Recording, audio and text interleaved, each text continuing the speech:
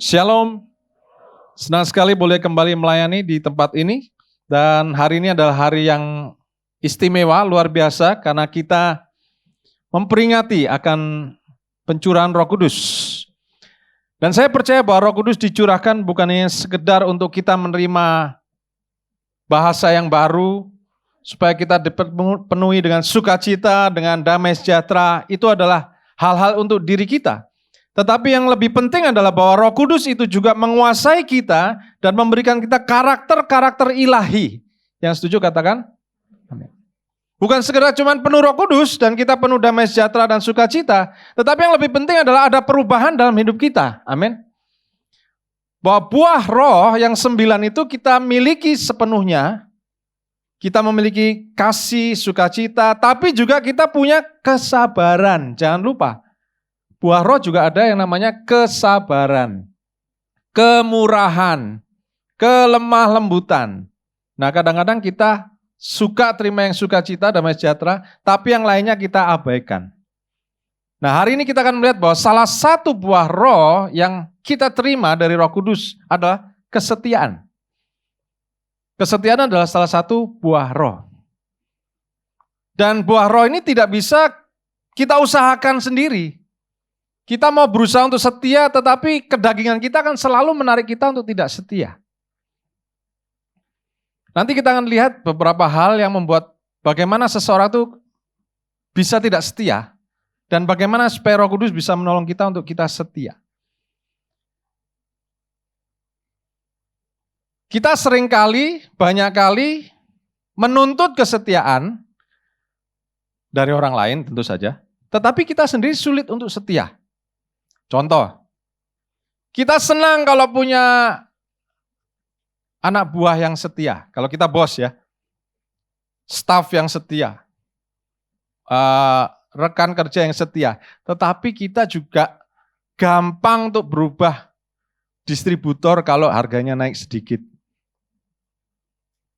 Iya Pak ya, nggak ada di sini, di sana sini yang banyak. Kita senang kalau punya asisten rumah tangga yang setia. Iya Kak? Karena repot cari asisten rumah tangga, gonta-ganti. Saya dan istri waktu 5 tahun pertama ganti sampai belasan kali. Kita senang punya asisten rumah tangga yang setia. Tapi giliran gajian kita tahan-tahan terus. Kesetiaan itu harus timbal balik saudara. Amin. Gak bisa kalau kita cuma mengharapkan satu setia, kita gak setia. Pasangan juga gitu, suami istri harus setia, keduanya. Bos dan anak buah juga harus setia. Demikian juga dengan kita, dengan Tuhan. Nah Tuhan tuh selalu setia, tinggal kitanya setia apa enggak, amin. Tadi kita udah baca dari 2 Timotius 2 ayat 11 sampai 13. Pak Arifin sudah kasih ayatnya, kasih clue tadi. Tuhan tuh selalu setia, walaupun kita tidak setia. Nah kuncinya adalah, apakah kita setia apa enggak? Nah kenapa orang tuh bisa tidak setia? Ada beberapa hal. Kurang percaya. Karena kurang percaya lalu membanding-bandingkan. Compare. Sengaja saya pasang foto yang ganteng. Supaya Anda bandingkan dengan suami di sebelah Anda. Jangan dibandingkan ya ibu-ibu ya, jangan dibandingkan.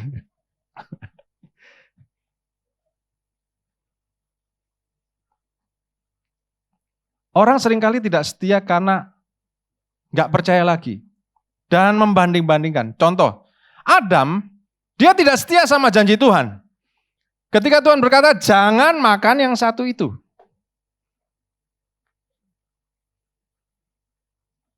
Tapi dia tidak setia, hanya untuk menjaga satu buah saja, dia nggak setia. Kenapa? Karena dia kurang percaya dengan Tuhan. Kalau dia percaya, dia tidak akan berargumen dengan iblis.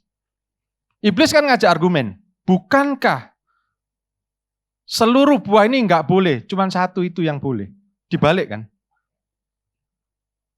Harusnya dia nggak usah argumen sama iblis, tapi karena dia kurang percaya, enggak.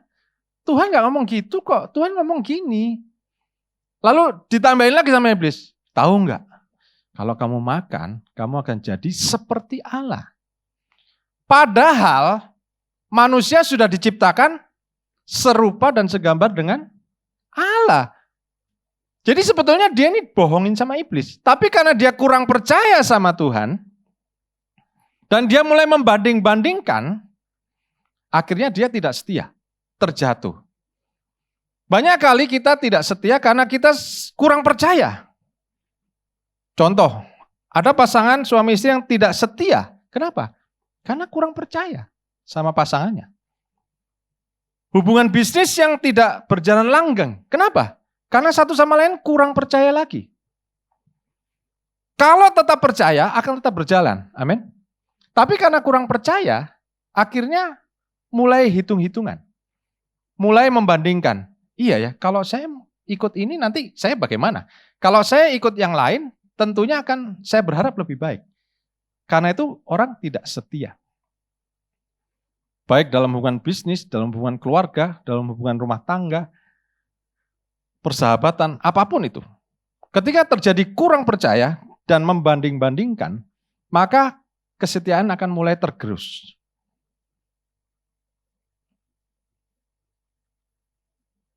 Yudas, kenapa dia tidak setia sama Yesus? Karena dia mulai membandingkan. Saya kalau ikut Yesus, wah, hidup saya sengsara. Yesus saja ditangkap, dipukulin kayak gitu. Dikuyo-kuyo, ya bahasa Jawanya. Dikejar-kejar, hidupnya nggak enak. Ngapain saya ikut Yesus? Lebih enak saya ikut ahli Farisi. Belum-belum sudah dapat 30 keping perak. Ikut Yesus saya cuma disuruh jadi bendahara, nggak pernah dapat uang saku. Nah, dia mulai membanding-bandingkan. Mulai kurang percaya, akhirnya dia jual Yesus. Itulah beberapa akibat kalau kurang percaya. Akhirnya dia tidak setia. Yang terakhir adalah karena tekanan, pressure. Orang bisa tidak setia. Tapi yang terakhir ini adalah dari pihak luar. Biasanya orang kalau setia, walaupun di pressure bagaimanapun, dia akan tetap setia. Tapi yang lebih penting adalah yang di dalam. Ketika dia tetap percaya, ketika dia tetap beriman, ketika dia tidak membanding-bandingkan janji dengan yang lain, maka dia akan tetap setia. Yang ketiga ini cuma faktor luar, itu hanya pemicu saja. Ketika orang ditekan, diancam, kalau kamu tidak tinggalkan Tuhan, kamu kehilangan nyawa. Kalau kamu tidak tinggalkan imanmu, kamu nggak bisa promosi. Kalau kamu tidak mengaku kepercayaan yang lain, kamu susah dapat berkat. Ketika ditekan, di pressure, orang bisa tidak setia. Tapi biasanya memang orang-orang ini memang karakternya memang kurang setia. Hanya butuh pemicu saja. Kalau orang itu memang sudah diperlengkapi dengan karakter untuk setia, maka ditekan apapun, dia akan tetap berkata, sekali Yesus, tetap Yesus. Yang setuju katakan, amin. Nah, saudara tidak mudah kalau kita ingin menjadi setia. Kita butuh Roh Kudus. Karena itu kita hari ini minta Roh Kudus dicurahkan, bukan hanya sekedar kita untuk, sekali lagi saya katakan, bukan sekedar untuk berbicara dalam bahasa baru, berdoa dalam bahasa roh. Tapi kita minta karakter-karakter Kristus hidup dan terjadi dalam hidup kita. Yang setuju katakan, amin. Nah, setia itu ada dari asal kata pistos, yang artinya adalah trustworthy, bisa dipercaya, believe, percaya atau beriman. Sebetulnya kata pistos dan iman itu mirip. Kalau setia itu pistos, kalau iman itu pistis. Jadi akar katanya sama. Beriman dan setia itu tidak bisa dilepaskan. Anda tidak mungkin setia kalau tidak beriman. Dan Anda tidak mungkin beriman kalau Anda tidak setia. Itu satu kesatuan, tidak bisa dipisah. Dan yang terakhir arti kata pistos adalah true, benar, tidak bisa disangkal. Benar-benar ya dan amin. Nah, kita lihat beberapa ayat yang memuat tentang setia dapat dipercaya. Matius 25 ayat 21. Ini adalah perumpamaan tentang talenta. Di situ Yesus memberi perumpamaan kepada murid-muridnya tentang 5, 2, dan 1 talenta. Nah, Yesus berkata dalam salah satu perumpamaannya itu, kepada murid-muridnya seperti ini. Maka kata tuannya itu kepadanya, baik sekali perbuatanmu itu, hai hambaku yang baik dan setia. Pistos. Dapat dipercaya. Seorang hamba yang setia itu bisa dipercaya. Amin. Dan kalau bisa dipercaya itu mulai dari hal-hal yang kecil. Dikatakan engkau telah setia dalam perkara kecil, aku akan memberikan kepadamu tanggung jawab dalam perkara yang besar. Kesetiaan itu dipupuk. Sedikit demi sedikit. Percaya dari hal-hal yang kecil, setia dari hal-hal kecil, maka akan jadi hal-hal yang besar. Setiap kali seorang staf diterima masuk dalam pekerjaan, pasti tidak diterima langsung jadi direktur. Pasti diterimanya dari staf. Kecuali kalau dia masih keluarga pemilik. Ya, kalau dia masih keluarga pemilik, ya pasti dipercaya. Tapi kalau kita nggak ada hubungan apa-apa dengan pemilik, nggak pernah punya kerjasama, Anda pasti akan diterima dari level bawah. Kenapa? Karena kesetiaan itu diuji. Amin. Kepercayaan itu diuji. Anda mulai dipercaya dari hal-hal yang kecil. Dari staf, lakukan dengan baik, naik jadi supervisor, supervisor percaya dengan baik, jadi manajer, dan seterusnya. Demikian juga, itu sebetulnya adalah prinsip Alkitabiah. Karena Tuhan juga akan mempercayakan kita hal-hal yang besar dari hal-hal yang kecil. Anda bisa pelajari bahwa di dunia ini tidak ada perusahaan besar yang tiba-tiba besar. Selalu butuh beberapa tahun untuk perusahaan itu bisa tiba-tiba melejit. Kenapa? Karena selalu akan diperlukan track record. Tidak ada konglomerat yang dalam satu malam tiba-tiba dia besok langsung kaya. Yang ada adalah menang lotre. Kalau menang lotre bisa. Hari ini harta cuma Rp1.000, besok bisa jadi miliaran. Tapi tidak ada pengusaha konglomerat perusahaan yang hari ini hanya asetnya 1 juta, besok jadi 1 triliun. Enggak ada. Anda bisa cari di mana saja. Kalau ada itu mungkin akal-akalan. Karena kesetiaan dan dapat dipercaya itu dipupuk sedikit demi sedikit. Amin.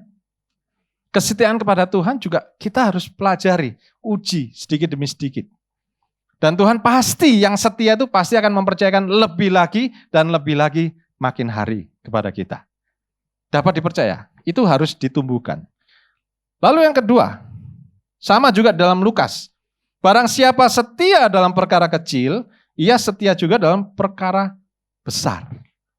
Ini adalah pengertian setia yang pertama, dapat dipercaya. Karena itu kalau Tuhan percayakan kepada Anda hal-hal yang kecil, jangan kecil hati saudara. Anda sedang diuji. Mungkin aset Anda masih kecil, mungkin perusahaan Anda masih kecil, mungkin omset Anda masih kecil. Kerjakan dengan setia, kerjakan dengan sungguh-sungguh. Tetap menolong orang lain, tetap membantu orang lain, tetap memberi, tetap menabur, tetap mengembalikan perpuluhan dari hal-hal yang kecil. Tuhan akan percayakan hal-hal yang besar kepada Anda. Yang setuju katakan amin. Lalu yang kedua, kata faithful itu juga artinya percaya. Seperti yang tadi saya bilang, pistos dan pistis itu sama asal katanya. Galatia 3 ayat 9 berkata, mereka yang hidup dari iman, mereka yang diberkati bersama-sama dengan Abraham yang beriman, yang setia. Kenapa Abraham diberkati? Karena dia setia. Dia ikut Tuhan terus, walaupun mengalami pencobaan, walaupun dihajar kanan kiri, walaupun pernah ditangkap saudaranya, walaupun pernah diuji anaknya disuruh korbankan, dia tetap setia. Dia tetap percaya bahwa ikut Tuhan pasti akhirnya luar biasa. Amin. Dia beriman, dia setia. Nah, itu adalah arti kata dari pistos. Efesus 1 ayat 1 berkata, dari Paulus, Rasul Kristus Yesus oleh kehendak Allah kepada orang-orang kudus di Efesus, orang-orang percaya dalam Kristus Yesus, orang-orang yang setia. Kalau Anda mau disebut sebagai orang beriman, maka Anda butuh kesetiaan. Setia ikut Tuhan. Seperti yang dikatakan Pak Gembala tadi, setia sampai mati. Bukan cuma setia waktu sukses. Bukan cuma setia waktu enak. Kalau setia cuman enak, ya semua orang bisa. Tapi setia waktu diuji. Sadrak, Mesak, dan Abednego ketika diuji oleh Raja Nebukadnezar dalam dapur perapian yang menyala-nyala. Mereka berkata, sekalipun Tuhan tidak melepaskan kami dari dapur ini, kami tidak akan menyembah Raja Nebukadnezar. Nah, itu yang namanya setia. Sekalipun menghadapi segala percobaan ujian, kami tetap ikut Tuhan. Sekalipun 2 tahun ini kami kering, kami tetap ikut Tuhan. Amin. Sekalipun kering kerontang, kami tetap ikut Yesus. Sekali Yesus, tetap Yesus. Amin. Nah, itu yang namanya setia. Kalau gini, saya mau ikut Tuhan asal. Kira-kira itu setia enggak? Enggak. Janji pernikahan. Suami istri, kami berjanji setia asal. Nggak mungkin diberkati oleh pendetanya. Salah ini, janjinya salah. Kami akan setia sampai mati. Walaupun bukan asal. Kalau sehat, saya ikut suami. Kalau sakit, titik, isi sendiri. Nggak ada janji nikah seperti itu. Janji nikah adalah walaupun suka dan duka. Walaupun sehat dan sakit. Amin. Walaupun dalam keadaan baik dan keadaan tidak baik, saya tetap mencintai. Amin. Loh, kalau sama pasangan aja seperti itu, apalagi sama Tuhan. Amin. Nah, itu yang namanya setia. Beriman, percaya. Lalu yang terakhir, arti kata faithful itu adalah benar, true. Ya, apa adanya, tidak dibuat-buat. 1 Timotius 1 ayat 15. Perkataan ini benar, tidak bisa disangkal, patut diterima sepenuhnya. Kristus Yesus datang ke dunia untuk menyelamatkan orang berdosa. Dan di antara mereka, akulah yang paling berdosa. Itu kata Rasul Paulus. Rasul Paulus mengaku bahwa dulu aku menganiaya gereja Tuhan. Dulu aku menganiaya murid-murid Tuhan. Aku yang paling berdosa. Tetapi untuk aku pun Yesus datang untuk menyelamatkan aku. Dan dia berkata, perkataan ini benar, faithful, pistos, tidak bisa disangkal. 2 Timotius 2 ayat 11, benarlah perkataan ini. Jika kita mati dengan dia, kita pun akan hidup dengan dia. Nggak bisa disangkal. Jadi kesetiaan itu tidak bisa disangkal. Kesetiaan Tuhan kepada kita ya, tidak bisa disangkal. Nah, sekarang tinggal bagaimana kita bisa setia sama Tuhan. Kita perlu Roh Kudus. Setiap hari kita harus minta pimpinan Roh Kudus. Supaya membimbing kita jadi anaknya yang setia. Selain kita minta Roh Kudus, dari kita sendiri bagaimana? Saya kasih 2 kunci. Bagaimana kita bisa meningkatkan, mempertahankan kesetiaan kita kepada Tuhan. Yang pertama, selalu ingat-ingat kebaikan Tuhan. Daud berkata dalam Mazmur 103 ayat 2, pujilah Tuhan hai jiwaku dan jangan lupakan segala kebaikannya. Saudara, saya tahu bahwa kadang-kadang ikut Tuhan itu ada gunung dan lembah. Ada keadaan baik, tapi ada juga keadaan ujian. Nah, saat-saat kritis adalah ketika kita dalam lembah. Ketika kita ditinggalkan oleh orang yang kita kasihi. Ketika kita mungkin kehilangan harta atau benda yang kita selama ini anggap penting. Kita ada dalam lembah. Nah, apa yang harus kita lakukan dalam keadaan-keadaan seperti itu? Ingatlah kebaikan Tuhan. Ingat-ingat kebaikan Tuhan. Buka memori Anda. Tuhan pernah tolong saya. Pada saat itu, saya juga pernah mengalami masa-masa dalam lembah, saudara. Ketika saya merasa tertekan, saya tidak ada jawaban, harus kemana. Maka saya mulai mengingat, Tuhan, Engkau selalu menolong aku. Ketika ayahku sakit dulu, Engkau menyembuhkan ayahku. Kalau saya punya masalah dalam kesehatan misalnya. Saya ingat, oh 20 tahun yang lalu ayah saya disembuhkan dengan mujizat luar biasa. Dan saya mengingat-ingat, waktu itu tidak ada dokter yang bisa menyembuhkan, hanya Yesus yang bisa sembuhkan ayah saya. Saya ingat-ingat. Lalu ketika mungkin saya mengalami keadaan tertekan dalam masalah yang tidak ada jawaban. Saya mengingat-ingat ketika saya dulu kuliah. Semester terakhir, ada satu mata kuliah yang saya nilainya itu di bawah standar. Dan saya berteriak sama Tuhan, Tuhan gimana ini? Ini tinggal satu ini, kalau ini nggak lulus saya harus ngulang 1 tahun. Padahal cuma satu mata kuliah. Masa gara-gara satu mata kuliah saya harus ngulang setahun? Dan Tuhan menjawab doa saya lulus dengan luar biasa. Dan itu saya ingat-ingat, saudara. Kalau saudara sedang mengalami ujian, saudara sedang mengalami masalah, ingat-ingat kebaikan Tuhan. Apa yang Tuhan pernah lakukan pada saudara, kepada keluarga saudara. Mungkin Anda sedang dalam masalah keuangan.